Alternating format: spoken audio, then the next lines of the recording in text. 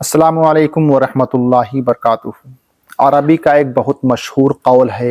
अस्सलामु अलैकुम वरहमतुल्लाहि वबरकातुहू। अरबी का एक बहुत मशहूर कौल है, अल फज़्लु मा शहिदा बिहिल आदा। फजीलत हकीकत में वो है कि दुश्मन भी जिसकी गवाही दे।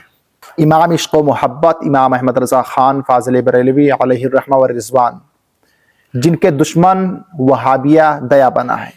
वहाबिया दया बना आला हज़रत को अपना बहुत बड़ा दुश्मन मानते हैं, क्योंकि आला हज़रत ने अपने कलम से, अपने किताब से वहाबिया दया बना के सीनों पे ऐसा चोट दिया है, इनके ऊपर ऐसा चोट दिया है कि ये लोग ता क़यामत तक उस चोट को भुला नहीं सकते हैं।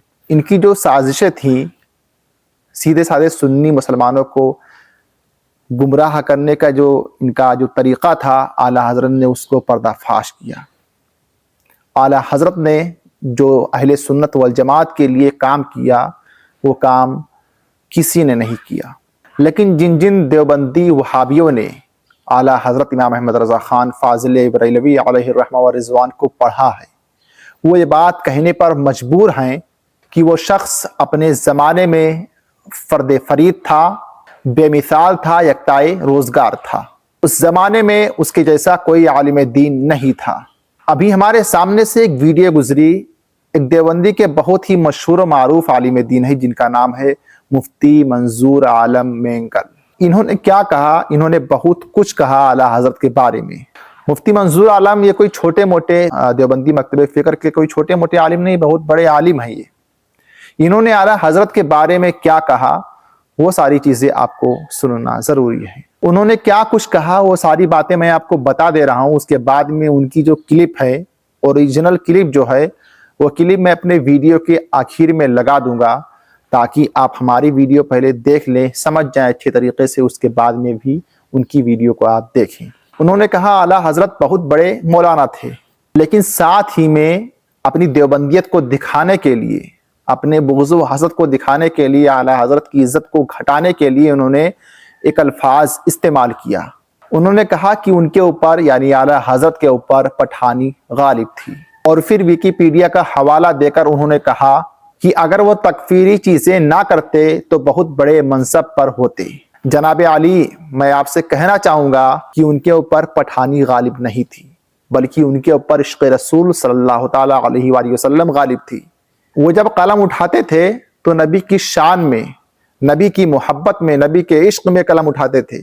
जब वो कलम उठाते थे ना, तो सैकड़ों नाते लिखते थे, नबी पाक सल्लल्लाहु अलैहि वसल्लम से मोहब्बत का इजहार करते थे। जब वो कलम उठाते थे तो हदाइक़ बख्शिश जैसी किताब लिख के तैयार होती थी, जो आज तक वो सारी नातें पढ़ी जाती हैं।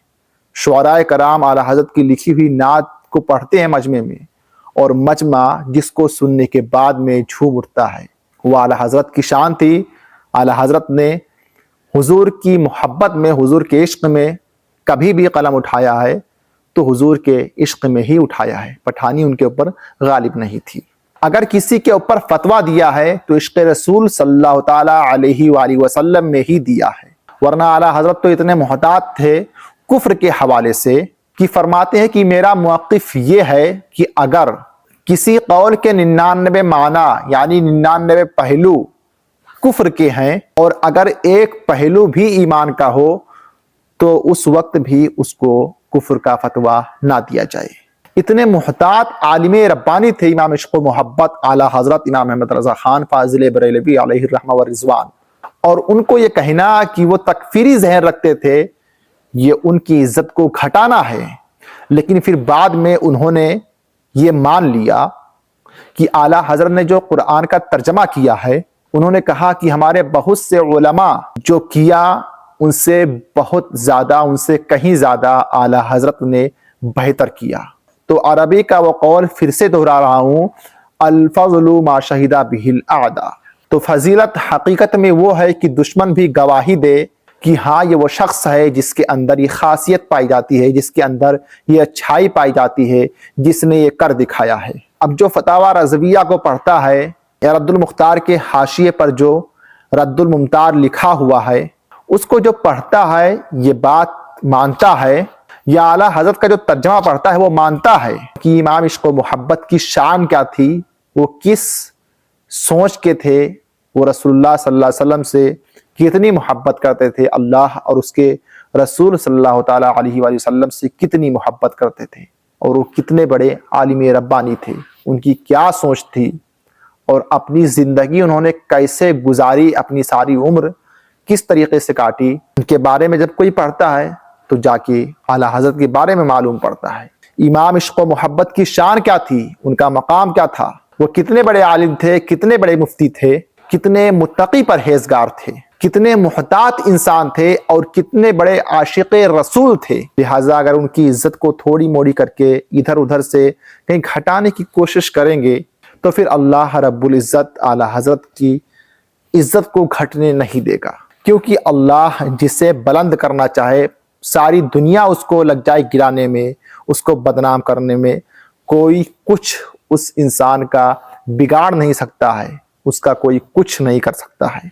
اور کسی کو اللہ رب العزت ذلیل کرنے میں ہی لگ جائے تو ساری کائنات اس کو بلند کرنے میں لگ جائے، اس کو کامیاب کرنے میں لگ جائے، وہ انسان کبھی کامیاب نہیں ہو سکتا ہے۔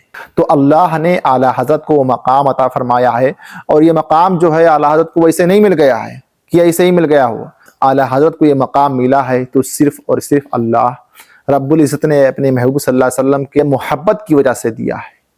تو اللہ نے انہیں وہ مقام دیا ہے، وہ عزت دیا ہے، وہ مرتبہ دیا ہے، اور یہ مقام و مرتبہ جو کچھ ملا ہے نبی پاک صلی اللہ علیہ وسلم کے عشق و محبت کی وجہ سے ملا ہے، حضور صلی اللہ علیہ وسلم سے سچی محبت کی وجہ سے ملا ہے۔ آپ حضرات سے عرض یہی کروں گا کہ اس ویڈیو کو زیادہ سے زیادہ شیئر کیجئے، اور اس ویڈیو کو جو مفتی منظور عالم مینگل کی جو ویڈیو ہے، اوریجنل کلپ جو ہے، اس کو آپ سن لیجئے، اس ویڈیو کے آخر میں لگا دے رہے ہیں۔